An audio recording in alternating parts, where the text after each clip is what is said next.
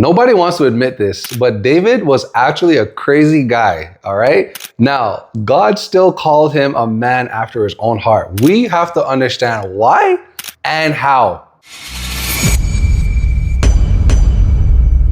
Hey, what up, everyone? We are Rhema Recap. I go by the name Trillionaire. Amen. And we are here to restore and renew relationships with God through Rhema, which is his word. Amen.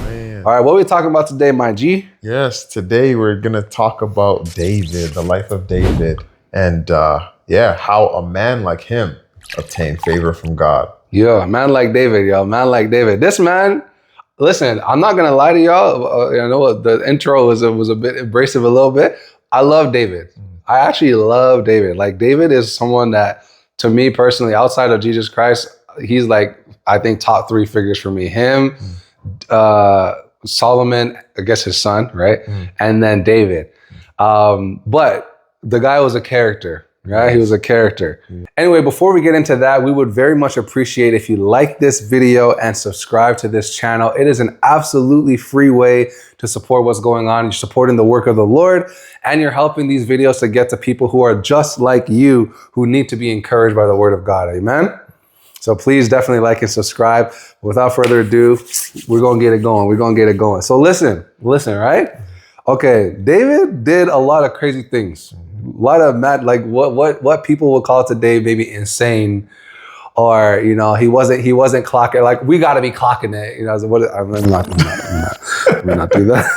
Let me not do that. Or what we would say as, like, pretty up there for badness. You know what I'm saying? Now, he was slaying people. He was taking people's wives, setting people up to die.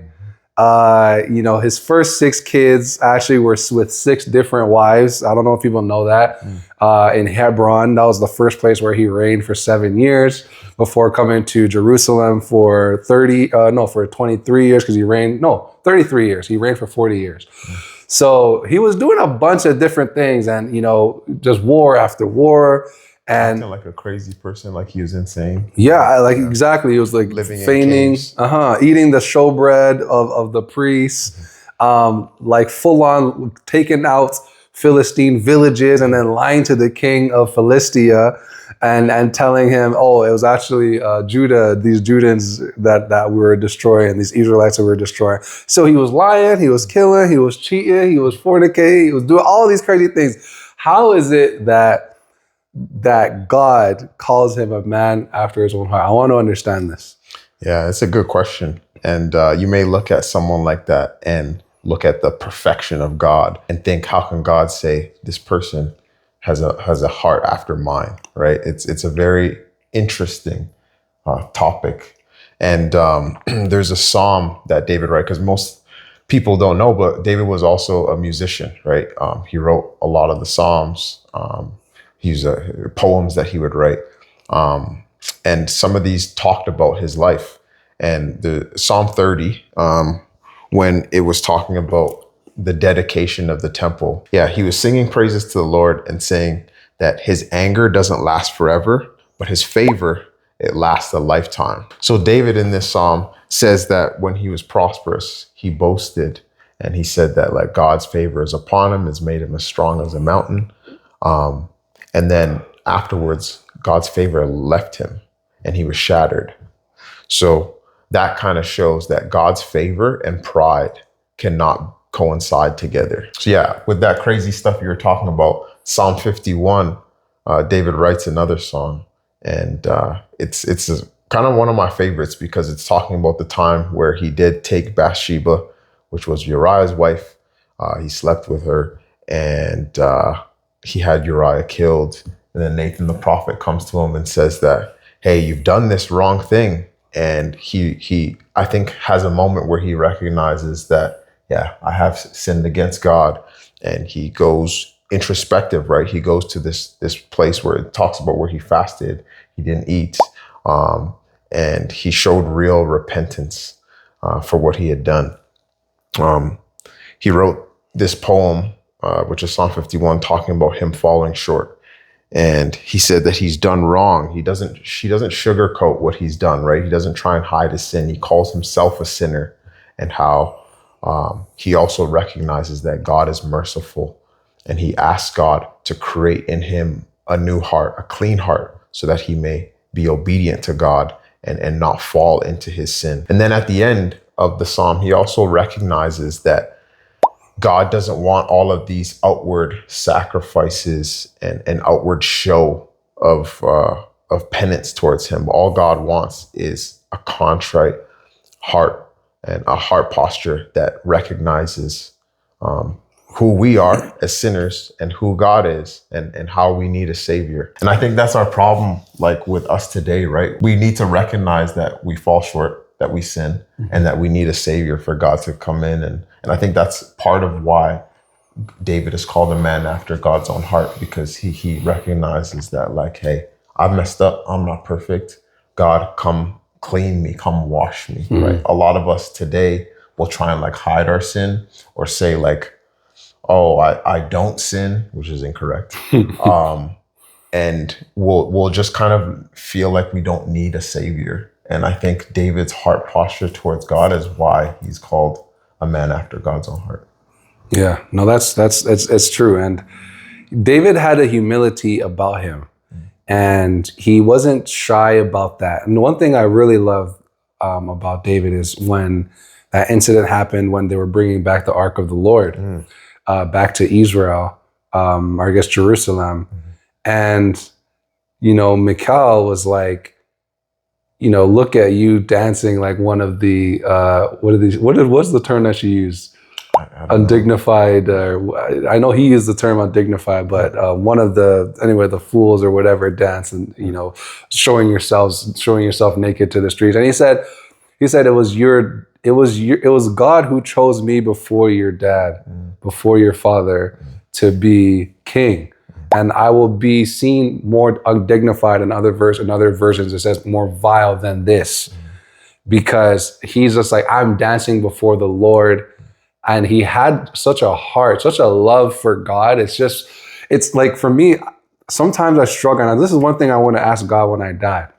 I want to ask him, how can you have such a dichotomy in like just opposing lifestyles, I guess, or heart postures, if you will, tendencies, let me say, in the same entity? You have someone that is so prone to doing all of these things, but then you have this person who actually really loves God to the point where he wrote, I don't know how many Psalms, because I know we only have the certain like 151 Psalms, but I know there's more things that he wrote. Right. I'm sure he was singing since he was a youth, since he was younger than that. And it's like God sees him as someone after his own heart. The only person that God described this way in the Bible was David. And he's the number one king that all Israel reveres. And yet, he had this tendency to just do things that are funny and do things that are just like, we would bash. If he was living today, we would bash him. Like canceled. He'd be getting canceled, Let me even, I was going to say something crazy. I'm going to start likening him to maybe Netanyahu. But let me not get political. But we bash people for doing way less than what David was doing. Yet God elevated David to this place that he didn't elevate anyone else to, right? Yeah. And I think another thing that really captures why David is called that, or why God calls him that, is just his life and how he passes everything through the blueprint of God. Like if you are to read the end of 1 Samuel in the Bible and all throughout like 2 Samuel, when a decision needed to be made, David would always be like, run it through God's blueprint. He would ask God, should I go out and do this? Right? He will inquire. You'll just read it through. He inquired on the Lord, should I do this or that? And having that heart posture is so important, where it's not just, I'm my own entity. I'll just do whatever I want. It's just like, no, let me ask God if this is where I should do what I should do. Let me ask God if this is where I should be going. And that's super important. Yeah, you raise a valid point, a very valid point. One thing is this, right? I will say this. I know it's a hot topic, and the topic of submission. I know that a lot of people don't like to submit, period, right? But one thing that I love about men of God and people of God is they have no issue submitting to God. They want to submit to God. Oftentimes they want to submit to another person as well. You look at David, he submitted himself to Saul, someone that wanted to kill him.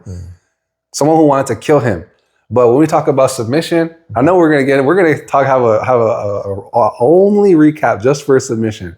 But like, people struggle so hard to submit to God. Let me not even say a spiritual authority or anything like that. Just even to God. We want to do our own thing. We don't inquire to God about nothing. We're just like, I'm just going to do whatever is right in my own eyes. I'm going to do it. And then you wonder why God elevates people like Moses, people like David, people like Solomon. Solomon that had 1,000 wives, 300 wives, 700 concubines, right? There's 300 princesses, 700 concubines, right? I don't remember. It was either flipped or either flipped or whichever. But 1,000, okay? And you wonder why God calls him Jedediah, his beloved, the beloved of the Lord. These people submitted to God. They submit. And that's one thing I love about David. Amongst all this interesting things that he did, like Ann talked about, constantly inquiring of the Lord, constantly like, I don't want to go in and out. And what's interesting? That translated to his son. 2 Kings, I believe, early 2 Kings, maybe 2 or 3, 1 Kings, 2 or 3 roughly. Solomon is like, I don't know how to go in and to come out. When God asked him, what do you ask of me? He gave him a blank check. Ask of me anything that you want. After Solomon had done 1,000 burnt offerings, by the way, that night God appeared to him. And Solomon doesn't ask for riches. He doesn't ask for the life of his enemies. He doesn't ask for longer life. He's like, God, give me a wise and understanding heart to lead your people. I don't know how to do it. You know how humble that is? He was wise. And he still asked God for more understanding and more wisdom. That's crazy. Yeah, and I think it's huge having that humility, like I said before in Psalm 30, where David talked about how he was elevated really high and then God just kind of tore everything away from him.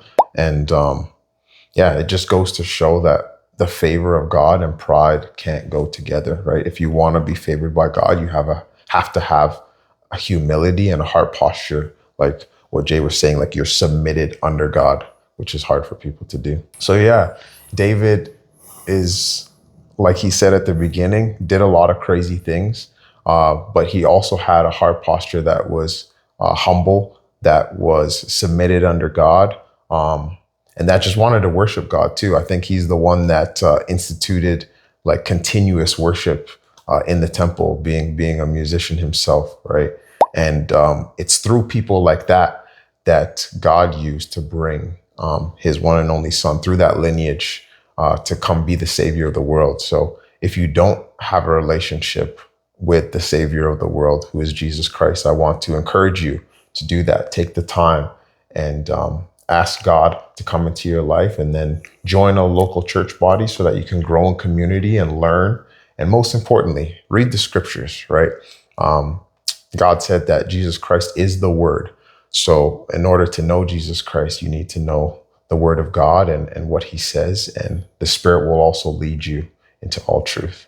So with that, we want to thank you for listening to this video. Make sure you like and subscribe. Like we mentioned, it's a free way to just support the work that we're doing and for the message to be spread out. And also, guys, if you know that you kind of struggle with heart posture and where you are at when it comes to the leading of the Lord, and you kind of just want to figure some things out on there, or you just need a refresher, this is a really good video.